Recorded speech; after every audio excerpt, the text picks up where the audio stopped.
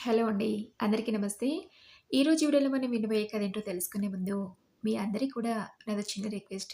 కొత్తగా మన ఛానల్ చూసిన వాళ్ళు తప్పకుండా ఒక లైక్ చేసి, మీ ఫ్రెండ్స్‌కి, ఫ్యామిలీ మెంబర్స్‌కి షేర్ చేయండి.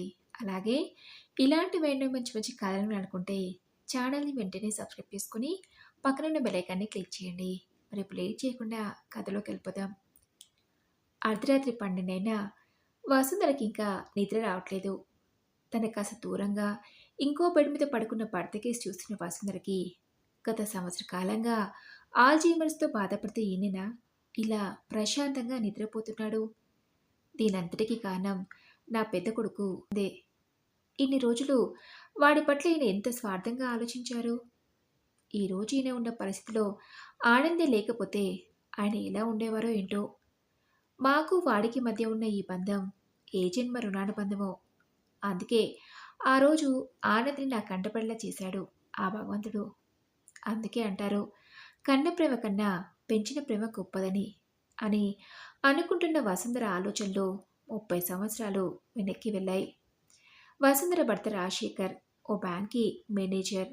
వసుంధర డిగ్రీ ఫైనల్ ఇయర్‌లో ఉన్నప్పుడే రాజశేఖర్‌తో పెళ్ళైంది. పెళ్లి తర్వాత డిగ్రీ డిగ్రీ పరీక్షలు రాసి ఇంట్లో ఖాళీగా కూర్చుంటే ఏమీ తోచడం లేదని ఇంటికి దగ్గరలో ఉన్న ఓ ప్రైవేట్ స్కూల్లో ప్రైమరీ టీచర్‌గా చేరింది వసుంధర. ఉదయం లేచింది మొదలు హడావుడిగా ఇంటి పనులు ముగించుకొని వంట చేసి తనకి, భర్తకి లంచ్ బాక్స్ సర్దుకొని వెళ్ళటం. సాయంత్రం 5 గంటలకు తిరిగి ఇద్దరు ఇల్లు చేరుకోవటం. ఆ తర్వాత ఇద్దరు కూర్చుని టీ తాగటం, కాలక్షేపానికి కాసేపు టీవీ చూడటం. మళ్ళీ రాత్రైతే వంట చేసుకొని తినటం. ఇలా రోజంతా ఖాళీ అనేది లేకుండా చాలా బిజీగా కాలం తొందరగా గడిచిపోతున్నట్టు అనిపిస్తుంది వసుంధరకి. అలా 6 సంవత్సరాలు గడిచాయి. అత్తగారో, మామగారో లేదా తల్లిదండ్రులు వచ్చి వెళ్ళినప్పుడు తప్పితే మిగతా రోజుల్లో భార్యాభర్తలు ఇద్దరే ఉండేవారు. మొదట్లో ఇద్దరే ఉండటం సంతోషంగా అనిపించినా ఇప్పుడు ఇలా ఇద్దరే ఉండటంలో ఏదో వెల్తీగా అనిపిస్తుంది వసుంధరకి. రాజశేఖర్ ఆ విషయం గురించి పట్టించుకోకుండా వసుంధరకి ఎప్పుడైనా తన అత్తగారు వాళ్ళు, పుట్టింటి వాళ్ళు వచ్చినప్పుడు ఎవరో ఒకరు ఇంకెప్పుడు మా చేతిలో ఓ పిల్లని పెడతారు? 6 సంవత్సరాలవుతుంది. పెళ్ళై ఇంతకన్నా ఆలస్యం చేయటం మంచిది కాదు అని అన్నప్పుడల్లా వసుంధర మనసు చివుక్కుమనేది. తనకు కానీ, తన భర్తకు కానీ ఇప్పుడప్పుడే పిల్లల్ని కనొద్దు అనే ఆలోచన లేదు. నిజానికి వసుంధర కూడా తాను ఎప్పుడెప్పుడు తల్లినవుతానో, పుట్టబోయే బిడ్డతో అమ్మ అని నోరారా పిలుచుకుంటానని ఆశగా ఎదురుచూస్తుంది. కానీ పెళ్ళయి 6 సంవత్సరాలైనా వసుంధర ఇంకా తల్లి కాలేదు.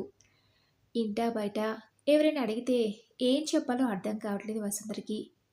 నేను ఇంకెప్పటికీ తల్లిని కాలేమో అనే ఆలోచనతో సతమతమవుతూ వసుంధర ఓ రోజు భర్తను నెగింది. ఏవండి, మనకు పెళ్ళయ్యి 6 సంవత్సరాలైనా ఇంకా పిల్లలేరు. ఇటు అత్తయ్య వాళ్ళు, అటు మా అమ్మ వాళ్ళు మనం ఇప్పుడప్పుడే పిల్లలు వద్దని అనుకుంటున్నారు. కానీ అలాంటిదేం లేదు కదా! నాకెందుకో అనుమానంగా ఉంది. నాకు కానీ, మీకు కానీ ఏదైనా లోపం ఉందేమోనని. ఓసారి హాస్పిటల్‌కి వెళ్ళి డాక్టర్‌కి చూపించుకుందామండి అంది వసుంధర. భార్య మాటలకు రాజశేఖర్, అనవసరంగా నువ్వు కంగారు పడి నన్ను కంగారు పెట్టకు వసుంధర అన్నాడు. ప్లీజ్ అండి, నా కోసం ఒకసారి వెళ్తే అసలు సమస్య ఏంటో తెలిసిపోతుంది కదా అడిగింది వసుంధర. భార్య మాట కాదనలేక రాజశేఖర్, సరే వెళ్దాంలే అన్నాడు.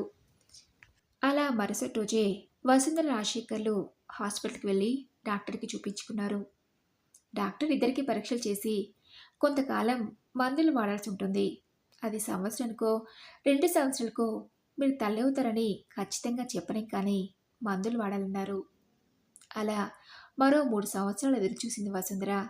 ఎన్ని మందులు వాడినా ప్రయోజనం కనిపించలేదు. వసుంధర తను ఇంకెప్పటికీ తల్లిని కానేమో అని అమ్మ అని పిలిపించుకోవాలనే ఆశ ఉండడంతో భర్త, అత్త, మామల అంగీకారంతో ఓ అనాథ బిడ్డని దత్తత తీసుకోవాలని నిర్ణయించుకుని ఆ విషయం అత్తగారిని, మావయ్య గారిని అడిగింది. అందుకు తన అత్తగారు, ఎంతైనా నీ రక్తం పచ్చుకుని పుట్టిన బిడ్డ ఎలా అవుతుంది వసుంధరా అని కోడల మనసుని కష్టపెట్టడం ఇష్టం లేక, సరే మీ ఇష్టం అంది వసుంధర అత్తగారు. తల్లిదండ్రుల అంగీకారంతో వసుంధర, రాజశేఖర్ తల్లిదండ్రులేని ఓ అనాథ బిడ్డని దత్తత తీసుకోవాలని తమకు దగ్గరలో ఉన్న ఓ అనాథాశ్రమానికి వెళ్లారు. అక్కడి మేనేజర్‌తో వాళ్ళ ఆశ్రమానికి వచ్చిన కారణం ఏంటో చెప్పడంతో, "ఓ అనాథ బిడ్డకి జీవితాన్ని ఇవ్వాలని మీ మంచి మనసుకి నాకు చాలా సంతోషంగా ఉందండి" అని అక్కడ ఆశ్రమం పొందుతున్న పిల్లల గదిలోకి తీసుకెళ్ళి, "మీకెవరు కావాలో నిర్ణయించుకోండి" అన్నాడు. అక్కడున్న పిల్లలందరినీ చూస్తున్న వసుంధర, తల్లిదండ్రులు లేని పిల్లలు ఈ ఒక్క ఆశ్రమంలోనే ఇంతమంది ఉంటే, అన్ని ఆశ్రమాల్లో కలిపి ఇంకెంతమంది ఉండాలి? జీవితాంతం ఈ పిల్లలంతా ఇలా తల్లిదండ్రుల ప్రేమకు దూరమై బ్రతకాల్సిందేనా? నాలాంటి వాళ్ళు ఇందులో ఎంతమందికైనా జీవితాన్ని ఇవ్వగలరు? మరి మిగతా వాళ్ళందరి పరిస్థితి ఏంటి? అని బాధపడింది వసుంధర. అక్కడున్న చిన్నారులందరినీ పలశింలగా చూస్తున్న వసుంధరకి ఆయా చేతిలో ఉన్న ఓ పసికందు ఏడుపు వినిపించింది. ఆయాకి దగ్గరగా వెళ్ళి ఏడుస్తున్న పసికందును తన చేతిలోకి తీసుకొని, "ఎన్ని రోజులు బిడ్డ ఈ బిడ్డ? ఇంకా కళ్ళు తెరిచి ఈ ప్రపంచాన్ని చూడని ఈ చిన్నారికి తల్లిదండ్రులు లేరా?" అడిగింది వసుంధర. "తెలియదమ్మా. ఈ ఉదయమే చెత్తబుట్టలో దొరికిందని ఎవరో ఇక్కడ చేర్పించి వెళ్లారు. ఏ తల్లి కన్నదో" అంది ఆయా. వసుంధర బిడ్డకే చూసి, ఎంత అందంగా ఉన్నాడో, పొత్తిలిలో ఉన్న ఈ బిడ్డని దూరం చేసుకోవడానికి ఆ తల్లికి అసలు మనసెలా వచ్చిందో అంటూ భర్తతో, "మనం ఈ బిడ్డని దత్తత తీసుకుందామండి" అడిగింది వసుంధర.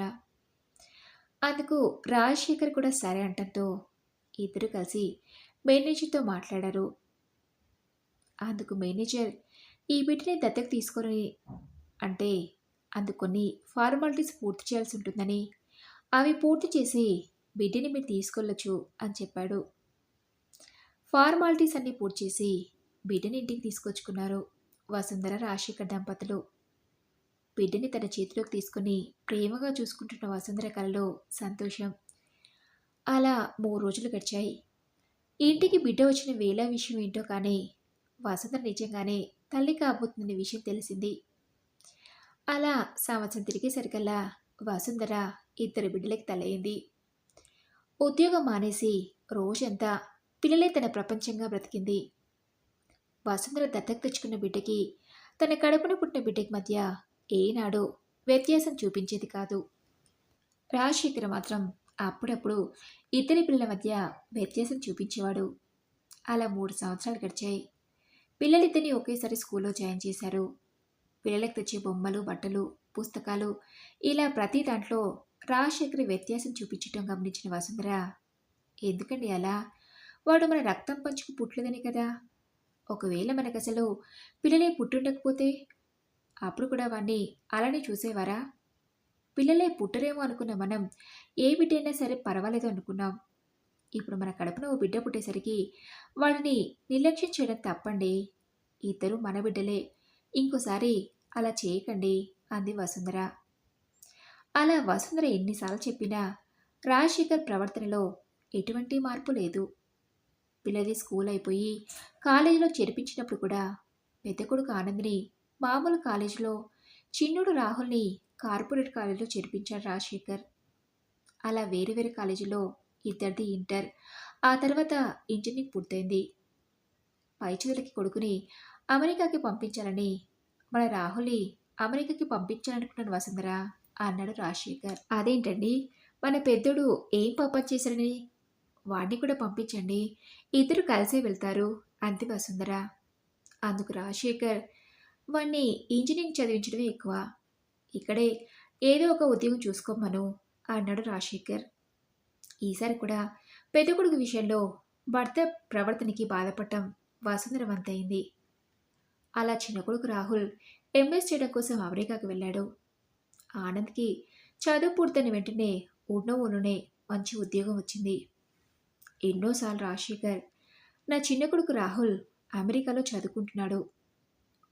మరో 2 సంవత్సరాల్లో వాడి చదువు పూర్తయి అక్కడే ఉద్యోగంలో చేరిపోతాడు.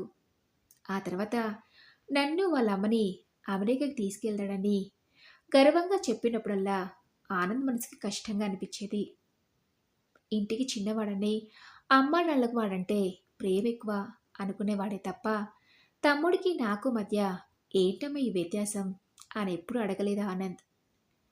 అలా 5 సంవత్సరాలు గడిచాయి. అమెరికాలో రాహుల్ చదువు పూర్తి కావటం, ఆ వెంటనే ఉద్యోగంలో చేరటం కూడా అయింది. అలా 5 సంవత్సరాలు గడిచాయి. పిల్లలిద్దరూ ఉద్యోగాల్లో స్థిరపడ్డారు.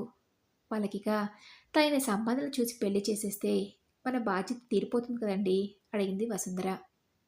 సరే అని రాజశేఖర్ కొడుకులిద్దరికీ సంబంధాలు చూడటం మొదలుపెట్టాడు. అలా నెల రోజుల్లోనే ఇద్దరికీ మంచి సంబంధాలొచ్చాయి. ఆనంద్ కోసం చూసిన అమ్మాయి తనకు నచ్చిందని చెప్పాడు ఆనంద్. రాహుల్‌కి ఫోన్ చేసి, "ఒరేయ్ నాన్నా! నీకో మంచి సంబంధం వచ్చిందిరా. ఆ అమ్మాయి ఫోటోసు నీకు మెయిల్ చేస్తున్నాను. చూసి ఎలా ఉందో చెప్పు. నచ్చితే వెంటనే పెళ్లి ఏర్పాట్లు మొదలుపెడతాను" అన్నాడు రాజశేఖర్. తండ్రి అడగటంతో, "లేదు నాన్నా! నేనిక్కడ నాతో పాటు పనిచేస్తున్న ఇందు అనే అమ్మాయిని ఇష్టపడుతున్నాను. వాళ్ళ కుటుంబం చాలా కాలం క్రితమే అమెరికాలో స్థిరపడింది. వాళ్ళ పేరెంట్స్ పెళ్లి ఇక్కడే జరిపిస్తామన్నారు.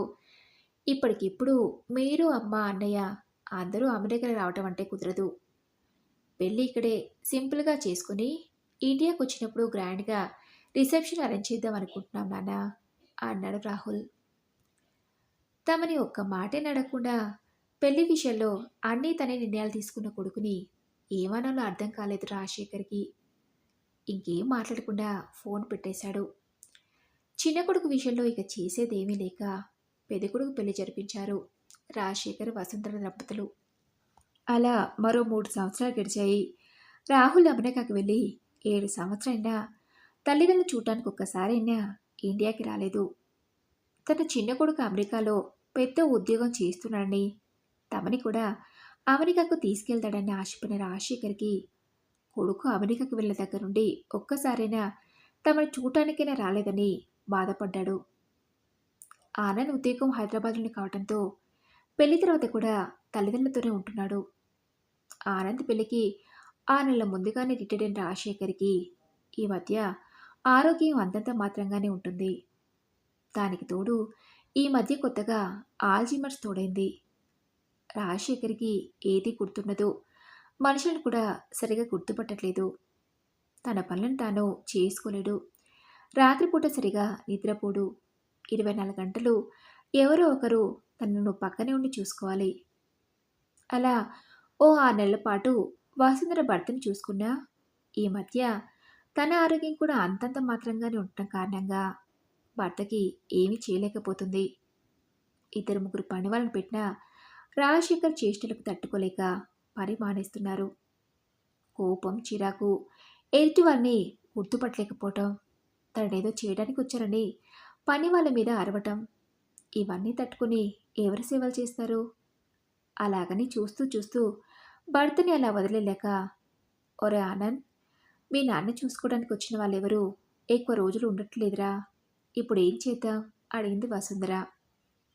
"అందుకే అమ్మా, ఇక మీదట నాన్నని నేనే దగ్గరుండి చూసుకోవాలనుకుంటున్నాను" అన్నాడు ఆనంద్.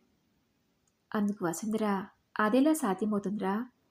ఉదయం లేస్తే నువ్వు కోడలు ఉద్యోగాలకు వెళ్ళేవాళ్ళే కదా" అడిగింది. "అవునమ్మా, నాన్న తిరిగి కోలుకునేదాకా ఇంటి నుంచి పనిచేస్తానని మా ఆఫీస్‌లో అడిగితే అందుకు వాళ్ళు ఒప్పుకున్నారు. ఏదైనా అర్జెంట్ అయితే ఆఫీస్‌కి వెళ్ళాల్సొస్తుంది. శ్రావణికి రేపటి నుంచి ఆఫీస్ కారే ఇంటికొస్తుంది కాబట్టి తనని ఆఫీస్ దగ్గర దించి తీసుకొచ్చే పని కూడా ఉండదు" అన్నాడు ఆనంద్. అలా ఆ రోజు నుండి ఉదయం లేచిన దగ్గర నుండి 10 వరకు తండ్రికి కాలకృత్యాలు తీర్పించటం, స్నానం చేపించటం, అన్నం తినిపించటం, వీల్‌చైర్‌లో కూర్చోబెట్టుకొని కాసేపలా తిప్పటం, మళ్ళీ సాయంత్రం తండ్రికి కావాల్సినవన్నీ తనే దగ్గరుండి చూసుకోవటం చేస్తున్నాడు ఆనంద్. ఉదయం, సాయంత్రం రోజు కొద్దిసేపు కుటుంబ సభ్యుల ఫోటోలు చూపిస్తూ వాళ్ళ పేర్లను చెప్పేవాడు. డాక్టర్ రాసిన మందులను క్రమం తప్పకుండా వేస్తూ కొన్ని ఎక్సర్సైజ్లు కూడా చేపించేవాడు. అలా 6 నెలలు గడిచాయి. అంతకు ముందు కన్నా రాజశేఖర్ ఆరోగ్య పరిస్థితిలో చాలా మార్పొచ్చింది. అప్పుడప్పుడు ఇంట్లో వాళ్ళని గుర్తుపట్టడం, చిన్న చిన్న పనులను తనకు తానుగా చేసుకోవడం, అంతకు ముందులా ఎవరి మీద కోపం, చిరాకు ప్రదర్శించకపోవటం. భర్తలో వచ్చిన ఈ మార్పును చూసి వసుంధరకు రాజశేఖర్ తిరిగి పూర్తిగా కోలుకుంటాడనే నమ్మకం ఏర్పడింది. అందుకు కారణం నా పెద్ద కొడుకు ఆనందే. రక్తం పంచుకు పుట్టిన కొడుకు తల్లిదండ్రుల పట్ల బాధ్యతను మర్చి ప్రవర్తిస్తుంటే పెంచిన కొడుకు నేనున్నానమ్మా అంటూ పక్కనే ఉండి కంటికి రెప్పల మమ్మల్ని చూసుకుంటున్నాడు. నా కడుపున పుట్టకున్న ఆనంద్ నా కన్న కొడుకు కన్నా ఎక్కువ అనే విషయం ఆయన పూర్తిగా నయమయ్యే కన్నా అర్థమైతే అంతే చాలు భగవంతుడా అనుకుంటూ సంతోషంగా నిట్టూర్చింది వసుంధర. మరి ఇదండి రోజు కథ. ఈ కథపై మీ విలువైన అభిప్రాయాల్ని నాతో కామెంట్ బాక్స్లో షేర్ చేసుకోండి. అలాగే ఈ కథ మీకు నచ్చింది అనుకుంటున్నాను. నచ్చితే తప్పకుండా ఒక లైక్ చేసి మీ ఫ్రెండ్స్కి ఫ్యామిలీ మెంబర్స్కి షేర్ చేయండి. అలాగే ఇలాంటి మరెన్నో మంచి మంచి కథలు వినాలనుకుంటే ఛానల్ని వెంటనే సబ్స్క్రైబ్ చేసుకొని పక్కనే ఉన్న బెల్ ఐకాన్ని క్లిక్ చేయండి. నెక్స్ట్ వీడియోలో మరొక మంచి కథతో కలుసుకుందాం. Thanks for listening.